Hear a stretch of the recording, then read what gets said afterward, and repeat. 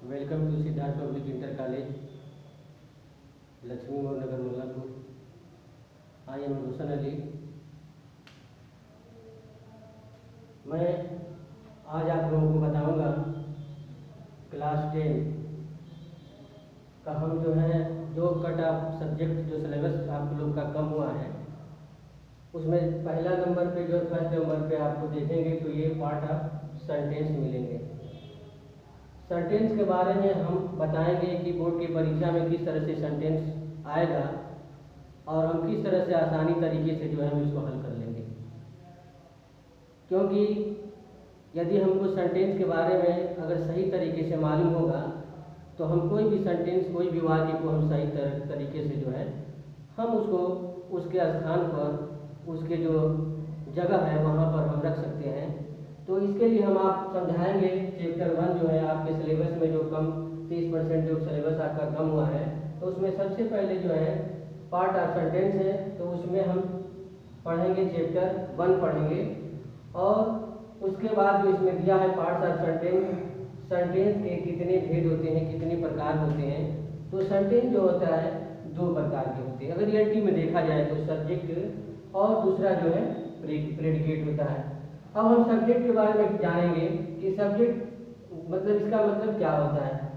तो हम आपको एकदम शॉर्टकट में बता देंगे कि सब्जेक्ट जो भी व्यक्ति कोई भी कार्य कर रहा है या करता हो या उसके बिना जो कार्य न रहने पर किया न जा सके तो उसी को हम सब्जेक्ट मान लेंगे। जैसे कहेंगे कि रमेश बाजार जा रहा है या सीता घर में पढ़ रही है, तो इसका मतलब ये होगा कि बाजार जाने का कार्य जो है कोई ना कोई कर रहा है। तो वहाँ पे सीता गीता जिसका नाम रहेगा, चाहे प्रोनाउन का जो भी नाम रहेगा, सीट रहेगा, तो हम समझ जाएंगे कि ये सब्जेक्ट है। उसके बाद इसमें भी हम डिफिनीशन के तौर पे जो है हम यहाँ पे लिख दिए हैं कि पार्ट ऑफ सेंटेंस 2 प्रकार के होते हैं। फर्स्ट होता है सब्जेक्ट और दूसरा होता है प्रेडिकेट। अब प्रेडिकेट में क्या होता है, सब्जेक्ट में क्या होता है, इसके बारे में हम जानेंगे। उसका डिफिनीशन जब जानेंगे तो हम आसानी तरीके से समझ में आ जाएगा। वाक्य का वह भाग, यानी वाक्य का वह भाग, यानी आपका ये वाक्य हो गया, ये सेंटेंस हो गया आपका। वाक्य का वह भाग जिसके बारे में कुछ कहा जाता है। वाक्य का वह, देखिए यहाँ पे समझना बहुत ही वाक्य रियलिटी है कि वाक्य का वह भाग जिसके बारे में कुछ कहा जाता है उसे हम सब्जेक्ट कहते हैं। तो इसके एग्जाम्पल को हम देखेंगे तो देखेंगे कि Ramesh is reading a book. Ramesh एक किताब पढ़ रहा है। तो जब पढ़ने का कोई ना कोई कार्य जो कर रहा है वो रमेश है, रमेश ही कर रहा है। नहीं तो अगर रमेश नहीं रहेगा तो पढ़ने का कार्य ना होगा और ना ही कोई बुक का कोई वर्क होगा। तो यहाँ पर हम देखेंगे कि सब्जेक्ट क्या है आपका जो है ये है रामू है। तो यहाँ पर हम देख लेंगे कि रामू सब्जेक्ट हो गया है और बगैर रामू का कोई कार्य नहीं होगा। तो एक दूसरे के लिए डिफिनीशन है, एक दूसरे के लिए जो अपोजिट है, अपोजिट कर सकते हैं इसको, एक दूसरे का अपोजिट है। इसके बिना इसका कार्य नहीं होगा और इसके बिना इसका कार्य नहीं होगा। तो ये रियलिटी में जानना बहुत ही जरूरी है। तो अब देखेंगे हम 2 नंबर पे, सेकेंड नंबर पे देखेंगे या 2 नंबर पे देखेंगे कि प्रेडिकेट क्या होता है। प्रेडिकेट मीन्स होता है विधेय, यानी सब्जेक्ट मीन्स कर्ता होता है और प्रेडिकेट माने विधेय होता है। क्योंकि सब्जेक्ट के बाद जो भी वाक्य का कार्य हो रहा है उसको हम विधेय मानेंगे। तो यहाँ पे देखें कि वाक्य में सब्जेक्ट के बारे में जो कुछ कहा जाता है उसे हम प्रेडिकेट कहते हैं। यानी सब्जेक्ट के बारे में प्रेडिकेट को कहते हैं, प्रेडिकेट के बारे में सब्जेक्ट के बारे में कहते हैं। तो कहने का मतलब है कि एक दूसरे का ये इसके बिना दोनों का कार्य नहीं हो सकता है, क्योंकि दोनों एक दूसरे पर निर्भर करते हैं और बगैर निर्भर किए हुए, निर्भर अगर नहीं करेंगे तो वाक्य का सेंटेंस जो शुद्ध नहीं होगा। तो वाक्य में सब्जेक्ट के बारे में जो कुछ कहा जाता है, जैसे यह दिया है कि किरण कार्ड लिखी। किरण माने किरण हो गई, यहाँ पे आपका सब्जेक्ट किरण हो गई, और कार्ड माने बुलाओ, हिम माने उसे, यानी किरण जो है यहाँ कार्ड कर रही है, बुलाने का कार्य कर रही है, हिम माने उसको बुलाने का कार्य कर रही है। तो अब देखिए इसके बिना इसका कार्य नहीं होगा, अगर इसके बिना इसका कार्य नहीं होगा। तो हम इस तरह से अगर हम देखेंगे तो एक सब्जेक्ट और प्रेडिकेट जो होते हैं एक दूसरे की पूरक मानेंगे और एक दूसरे की जरूरत मानेंगे। तो हम समझ जाएंगे ये सब्जेक्ट और प्रेडिकेट क्या होते हैं, आसानी तरह से हम क्या करेंगे समझ जाएंगे। तो इसके बाद हम इसके बारे में किस तरह से डिवाइडेड करते हैं, किस तरह से सब्जेक्ट को हटाते हैं, प्रेडिकेट को हटाते हैं, तो आपको आसानी तरीके से समझ में आ जाएगा। तो हम पढ़ेंगे इसके बारे में, कुछ चेंजेस जो है उसके बारे में बताएंगे आपको। देखिए अब हम इसके बारे में बताएंगे एग्जाम्पल के बारे में, एक्सरसाइज जो कराएंगे आप लोगों को, किस तरह से जो है हम इसको पहचानेंगे कि वाकई में अगर कहीं पे आपको किसी प्रकार का दिक्कत हो या बोर्ड के एग्जाम में अगर कहीं किसी तरह से आ जाए, तो आप इसको किस तरह से हम कैच करेंगे कि ये कहाँ से सब्जेक्ट है, कहाँ से प्रेडिकेट है।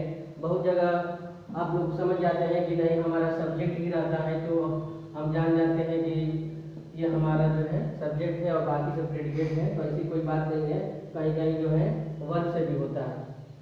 तो एक आसान तरीका हम बताएंगे आप लोगों को कि आसान तरीका क्या है, किस तरह से सब्जेक्ट को प्रेडिकेट को हम अलग करते हैं, डिवाइड करते हैं। देखिए यदि आपको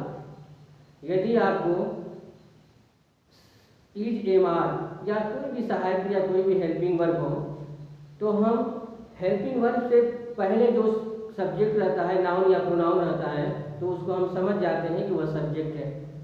चलिए अब ये हो गया कि जैसे Ramesh is playing a game, Ramesh एक गेम खेल रहा है, तो सबसे पहले देखेंगे कि रमेश क्या है, सब्जेक्ट हो गया। यहाँ पे रमेश यहाँ सब्जेक्ट हो गया, और इसके बाद हम तुरंत देखेंगे तो इज यहाँ इज प्लेइंग ए गेम हो गया, ये आपका जो है प्रेडिकेट हो गया। सबसे पहले हम देखेंगे रमेश सब्जेक्ट हो गया, उसके बाद इसके बाद जितना भी आपका जो भी सेंटेंस रहेगा उसको हम क्या समझ जाएंगे, प्रेडिकेट समझ जाएंगे। अब इसके बाद जो है हम देखेंगे 2 नंबर पे, तो इसमें दिया है कि राधा प्लेड ए गेम। तो अब देखेंगे इसमें तो सहायक क्रिया नहीं आया है, लेकिन हम क्या करेंगे, अगर सहायक क्रिया नहीं आया है तो हम उसे वर्ब के बाद यानी वर्ब दिया है, वर्ब से हम क्या कर देंगे, प्रेडिकेट बना देंगे।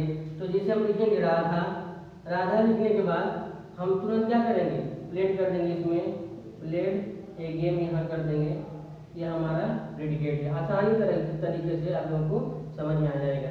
फिर उसके बाद यहाँ पे 3 नंबर पे देखेंगे, तो I am teaching you in the class today. तो यहाँ पर देखेंगे तो आई क्या हो गया, आई सब्जेक्ट हो गया, उसके बाद एम के बाद जो है जो भी सेंटेंस रहेगा, teaching am teaching you in the class, ये हमारा क्या हो गया, प्रेडिकेट हो गया। तो यहाँ पे है I'm teaching you in the class, उसके बाद लास्ट में हम जो है टुडे लगा देंगे। लास्ट में जो है हम टुडे का प्रयोग हम करेंगे। तो हम देखेंगे यहाँ पे कि आई हमारा सब्जेक्ट हो गया और यम जो है क्या हो गया, यम के बाद जो हमारा प्रेडिकेट हो गया। तो इस तरह से आप आसानी तरीके से आप लोग समझ जाएंगे कि सब्जेक्ट क्या है और प्रेडिकेट क्या है। तो इसके बाद जो है सेंटेंस के कितने प्रकार होते हैं उसके बारे में पढ़ाएंगे। अब जो हम बताएंगे आप लोगों को, पहले तो हम पार्ट ऑफ सेंटेंस पढ़ रहे थे। अब सेंटेंस 2 प्रकार के होते हैं, पहले बताए थे, लेकिन जब हम काइंड ऑफ सेंटेंस पढ़ेंगे तो ये जो है 4 प्रकार के होते हैं। देयर आर 4, ठीक ना, काइंड ऑफ 4 इस तरह भी कह सकते हैं। ये 4 प्रकार के होते हैं। पहला जो हम देखेंगे असर्टिव सेंटेंस। असर्टिव सेंटेंस का मतलब होता है साधारण वाक्य। जो भी वाक्य जो है साधारण होते हैं, सिंपल होते हैं, जैसे मैं बाजार जा रहा हूँ, सीता घर में पढ़ रही है, दिनेश नदी में स्नान कर रहा है, तो ये सिंपल सेंटेंस हो गया, यानी साधारण हो गया।